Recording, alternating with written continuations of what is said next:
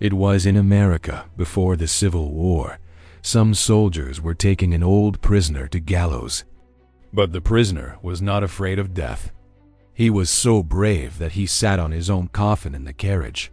He was aware that he would be buried in the same coffin. When he came out of jail, he wrote something on a slip and gave it to the jailer. This writing was a prophecy. And this prophecy proved absolutely true. What did the prisoner write on the slip? Who was this old prisoner? In this episode, you will watch the story of the American Civil War. This is the simple invention of history that divided America into two parts. This machine is a cotton gin that separates cotton and seeds from cotton flowers. It was widely used in America. This simple machine made white landlords billionaires in the southern states, because the southern states were the largest producers of cotton in the world. In those days, Europe had a booming textile industry. So the southern cotton-producing states had a simple money-making formula. More fields, more cotton, and more profits. They needed more slaves to work in the new cotton fields. Traders opened new markets to sell slaves to landlords. They sold slaves for $400 to $4,000. This inhumane trade was flourishing in America, especially in the southern states. The northern states were not major producers of cotton.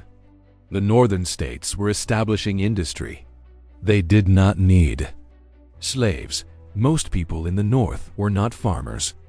They were factory workers. Capitalists were opening more and more factories in those states. So the northern economy was not dependent upon slaves. White people thought if slaves worked in factories, then they would be jobless. That's why people in the northern states opposed slavery. Political movements and ideologues worked for the complete abolition of slavery. Opponents of slavery began to smuggle slaves from the southern states through secret routes. These secret routes were dubbed the Underground Railroad. Approximately 100,000 slaves used this network to flee from slavery. Slave owners suffered a loss of $50 million. Then a fight started between supporters and opponents of slavery because of an incident. Actually, the American Congress passed a controversial law. This law allowed the states to solve the issue of slavery by vote.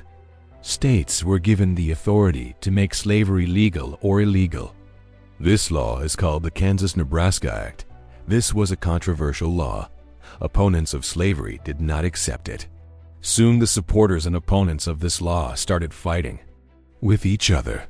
Even Congress was turned into a battleground. A U.S. congressman tortured an anti-slavery senator inside the Congress. He almost killed the person with his cane. Then, armed clashes also broke out between both groups in Kansas. Rioters set fire to homes, newspaper offices, and even hotels during the clashes. There was a man in Kansas who was planning something extraordinary. He was 59-year-old John Brown. He had a long white beard.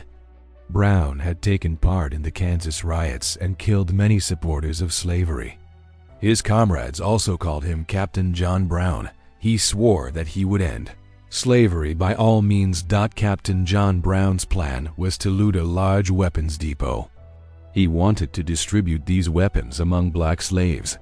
In this way, he wanted to start a slave revolt. Brown soon found a cache of weapons for this purpose. A military depot was situated in Harper's Ferry, present-day West Virginia. 20,000 rifles were stored in this depot. Brown planned to loot the depot.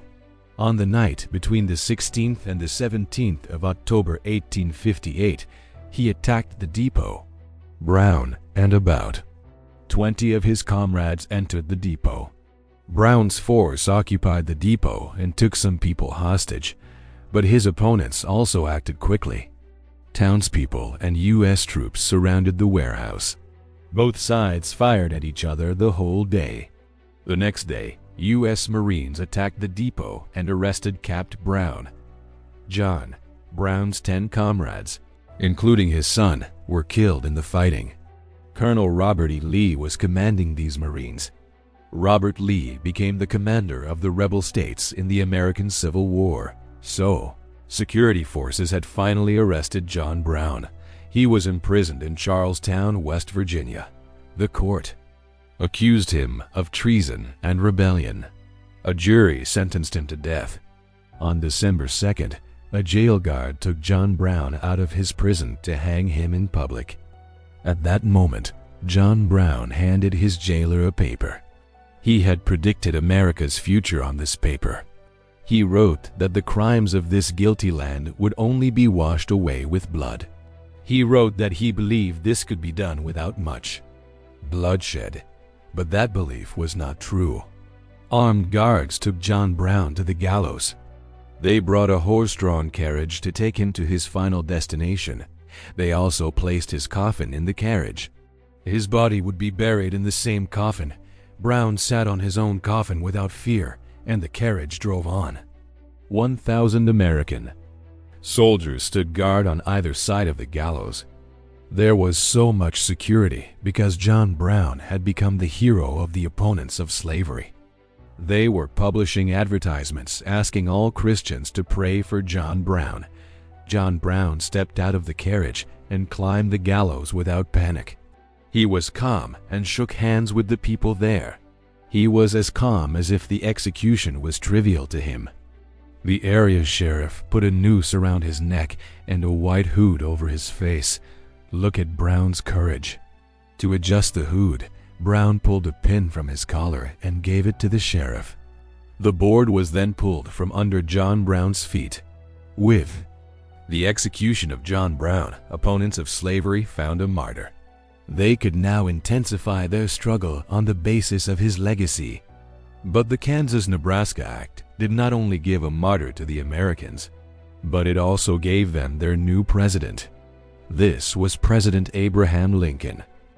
Abraham Lincoln was not so popular with the American public in 1854, so he had little chance to become president. But because of the Kansas-Nebraska Act, Lincoln's luck began to rise. He challenged this act in public. He also delivered speeches against it.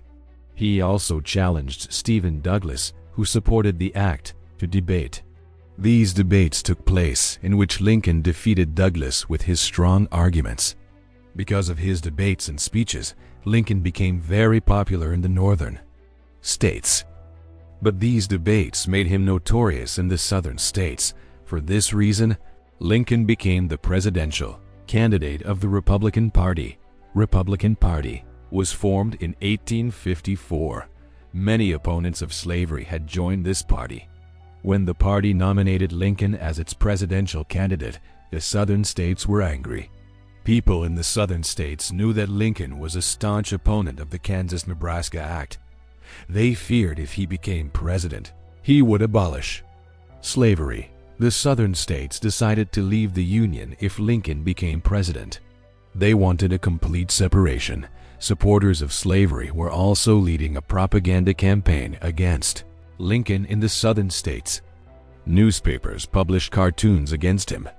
These cartoons showed Lincoln was riding on the shoulders of his party and blacks, and they were taking him to the White House.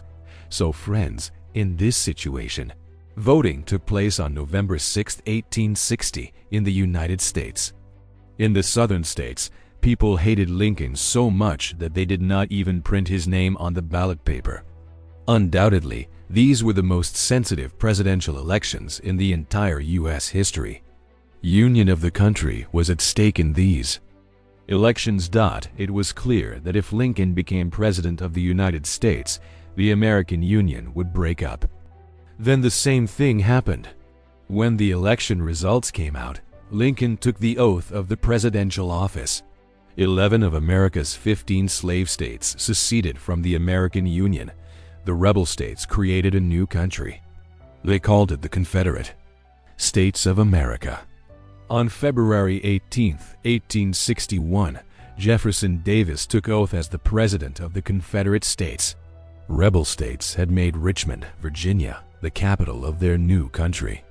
It was situated just 170 kilometers away from Washington. Abraham Lincoln was inexperienced when he took oath in March 1861, yet he faced a great challenge. But he did not let inexperience become his weakness or excuse. He wanted to reunite his country without bloodshed. But the very next month, in April, he was convinced that it was impossible to avoid bloodshed. In April 1861, the rebel states occupied an American Union base, Fort Sumter in South Carolina. This was the beginning of the American Civil War, so John Brown's prophecy was fulfilled in this way. There was no other choice except to wash away the sins of the American soil with blood. Lincoln began to increase the numbers and power of the U.S. military. For this purpose, he used the resources of the free states. These states clearly outnumbered the rebel states. Before the war began, the U.S. military had only 16,000 troops. But over the next 5 years, that number rose to 1 million troops. In contrast, the rebel states were able to recruit only 500,000 troops. The Union forces and the rebels also tried to develop modern weapons. The Union Army produced machine guns while the rebels built submarines. Both weapons proved to be game changers in the post-Civil War era. These weapons changed the military doctrine forever, but these weapons were not widely used in the American Civil War. This war was fought mainly with old weapons and techniques. Lincoln commanded the Union Army to open several fronts against the rebels. The Union Navy also blocked rebel ports and captured few coastal areas. Lincoln's generals tried again and again to conquer Richmond, the rebel capital. But a rebel general foiled Lincoln's plans to conquer the city. The general's name was Robert E. Lee. General Lee had arrested John Brown. When the Civil War started, he resigned from the Union Army and joined the rebels. Until 1864, there were many ups and downs in the war. But the turning point came in 1864, when Lincoln sent another commander. He sent his commander-in-chief, General Grant, to conquer the rebel capital Richmond. Robert Lee's army began to lose after a long battle. They also used sophisticated combat techniques but failed. Lee's army was exhausted because of the long war. It retreated after nearly a year-long battle. In any case, Lee's forces were fighting with fewer resources than the Union Army. Slave uprisings had also created problems for the rebel states. On the 18th of April, 1865, General Lee retreated from Pittsburgh. This city was situated near Richmond. 7 days after his retreat, he surrendered to General Grant.